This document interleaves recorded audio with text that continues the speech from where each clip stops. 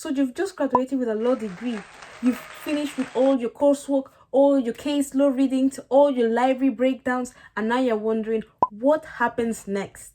Where do I go from now? If you're staring at your diploma wondering, where is my training contract? Or do I even want to pursue law anymore? Well, this video is the one for you. No one talks about the in-between stage. 1 minute, studying for your finals, writing your dissertation, submitting, going to your last library sessions, and then when you suddenly finish, everything ends, silence, just you in your room, scrolling through LinkedIn, sad. Just applying, rejection, applying, just silence, no deadlines, no place to be. You're just there. All of a sudden, all the structure from high school to uni, all the study, all that finishes. You are not longer a student. You know how crazy that is? Some of us started studying since we were 3. It's a crazy shock. Now you're wondering, how do I adapt to the world of work as well? Where do I go from now? You know? No one really talks about that stage. It's completely normal to feel lost. Most grads don't finish their law degree with a training contract secured. And no, it doesn't mean you're a failure if you didn't get a training contract. It doesn't mean that. The average age for someone qualifying as a solicitor in the UK is 30. Yes, 30. And you just graduated, you're 21 and you're there stressing because you don't have a training contract yet. Don't need to stress. You still have time. You still have time. Don't worry. You're not alone. And your journey is going to be different from everybody else's. It's unique. So yeah, if you're feeling a bit lost or a bit unsure of how you go from this stage, from having a law degree to actually becoming a qualified solicitor, then don't worry, you're at the right place, and I'm going to explain different pathways and things you should be looking at or considering from this stage to help you. You still want to be a solicitor? Well, you need to either do the LPC, that's if you started your law degree before 2021, or you could do the SQE, which is seen as a more accessible route. Whether it's accessible is another debate, but some people are not that keen on it. Then comes the golden ticket, which is the training contract. These are competitive, seriously. Like, they get like 2,000 applications and just accept 50 of them. Yeah, it's crazy, but it's still possible. So don't give up the hope. Don't let statistics try to discourage you. So if you haven't secured one yet, don't worry. You're in the majority. You are not late. You just need to keep practicing and keep improving the applications. Paralegal and legal assistant jobs. A lot of people, when they graduate, they decide to apply for paralegal and legal assistant jobs. It's going to give you like real legal experience. And real legal experience that's going to be very beneficial to you, and maybe understanding if that's the practice area you want to work in. And a lot of paralegal roles, legal assistant roles, a few of them I think may accept like entry level, like fresh graduates, although some of them say entry level, but then they write 2 years in as a paralegal, which is a bit crazy. What do you mean entry level and you say I need 2 years experience? Yeah, but anyways, just find the right paralegal and legal assistant positions to just get some experience, and then once you get experience, you can just move to a different job that you find more interesting, and then you're more likely to get it because you have experience. Because in the world of work, what matters a lot is experience over grades.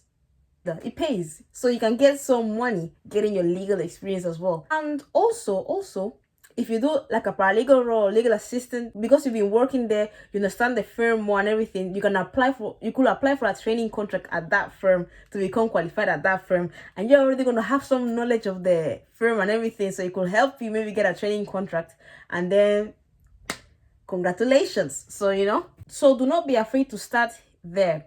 In fact, a lot of people start there as well. Number 3, we're going to discuss alternative careers to law. For those that are not sure if they want to pursue law anymore after doing the law degree. Some people divert into different paths because having a law degree helps you develop a range of skills that are transferable to a lot of professions. For example, there's legal operatives, there's compliance jobs, there's also consultants jobs, consultancy, there's contract management. Some people also go into tech or tech law, or you can go into finance. You can try to go into finance, With all this knowledge on the law as well, I feel like people can be more equipped to even start a business of your own, because you can know more about contracts, maybe claims, and maybe if you study IP, you can study more about trademarks and everything. So it can help you in general if you want to start a business. You can even use it to go into marketing or to content creation. There's a lot of options. You may want to join the police and law enforcement or like social workers, so there's different options to look into if you don't want to study law after studying the law degree. Your law degree is like a creative problem solving degree that builds your analytical skills, your critical thinking, attention to detail, being persuasive. So this is not just limited to working in a courtroom, in an office, dealing with contracts and calling clients. You can expand to different professions. You may be wondering, what actionable steps can I take from now that I've graduated and I'm just in my room with my diploma and I'm just sitting there, no job yet? I don't know what I'm going to do now. I want to become a lawyer. What am I going to do? What should I do? If you have that feeling, don't worry, I'll let you know right now. Get your CV sorted. That CV you left back in your files unedited since 2022. You better collect it and start polishing it. And also get your LinkedIn sorted. If you don't have LinkedIn, get it. Why did I find out about LinkedIn after graduating from uni? Like, why did I actually set up my LinkedIn after I graduated? I should have been on LinkedIn from first year, straight.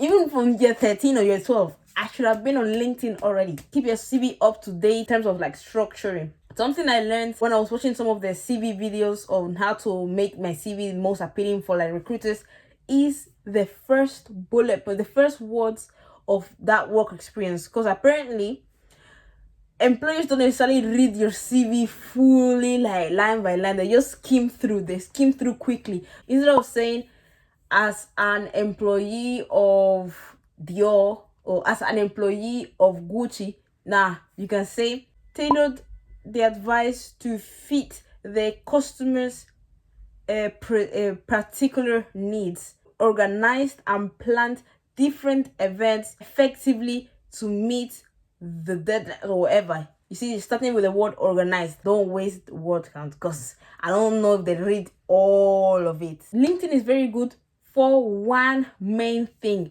connections, networking, getting to know other professionals that maybe are in the place you want to be, maybe solicitors or trainee solicitors or paralegals or people in the same position as you. You can ask them questions, message them, maybe questions about the particular firm they're working for, to see if that's the firm you want to apply to, or maybe you can ask them for help or any advice and stuff.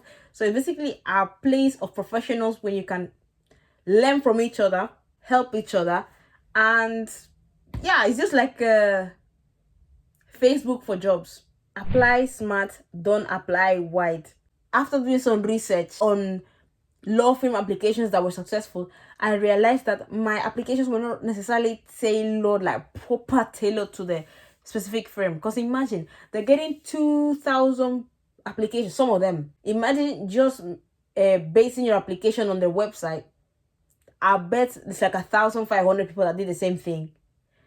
However, if you try to go more deeper, trying to find the intricate details of the firm, maybe like messaging someone on LinkedIn that works at the firm and asking them specific questions that are not on the website, or maybe going to different websites that analyze and compare different law firms in the UK and seeing different people's opinions and getting to know them more from what is in the public eye. We need to get that specific thing that when a law recruiter sees yours, they're like, oh, this is not the same as the 500 people that just kind of base it on their website. This one is different. This one actually took the time. It went to the open days, to the inside days, and networked to make sure the application was tailored. They actually know us really.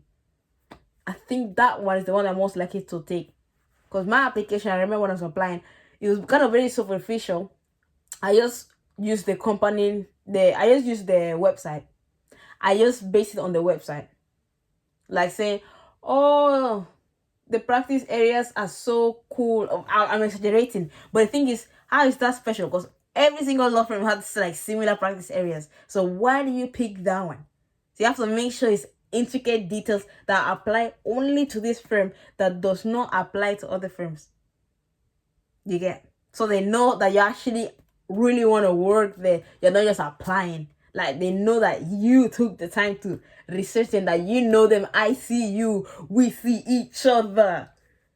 That's the connection you're trying to make when you're applying for law firms. And that's an advice I need to take of myself when I next try my application cycle again. But we will get there. Okay? How do I network, Beatrice? Well, you can go to different inside events, open days, grad recruitment events. You can follow different legal influencers, legal content creators. You can also message law grads or trainees or paralegals on LinkedIn, and just know that most law graduates or most people are willing to help. They want to help, like I want to help you right now. Also, take a breath if you need it. I know this experience may be very new to you. You've been studying for like 18 years since you were 3 or 4, I don't know when you started, but you studied for like 18 years, and now all of a sudden it's finito. Take a break if you need it. You don't need to sprint. Life is not a sprint. Life is a marathon. Just because some people already got the training contract on the second year of uni or third year of uni doesn't mean that you are behind, that you're a failure or anything. Your timing is different. Everybody has their own journey. Everybody is on their own lane. So you shouldn't compare yourself to other people's lane. Another actionable step you can take is do not lose hope. Stay motivated. You are gonna get there, and you need to believe that. If you suddenly lose your spark for love just because you don't have a training contract yet, you're shooting yourself in the boot. Yeah. Just because you didn't get a training contract now, or you're applying for jobs and you're getting rejected and stuff, does not mean you're not gonna get there. In fact, I went to a law event at one law firm where one of the current trainees had applied to that same firm, I think 2 cycles, so 2 years, and she was rejected both times until the third one or something like that, but she got it at the end. So after she graduated from uni, I think she worked a normal job, like a non-law job, and then afterwards she tried for the application circles, and look where she is now. She's gonna become a lawyer. In fact, she's a training solicitor, so as soon as the 2 years pass or whatever, she's gonna become a lawyer. So you see, you don't have to compare yourself to other people. You will still get there in your own route.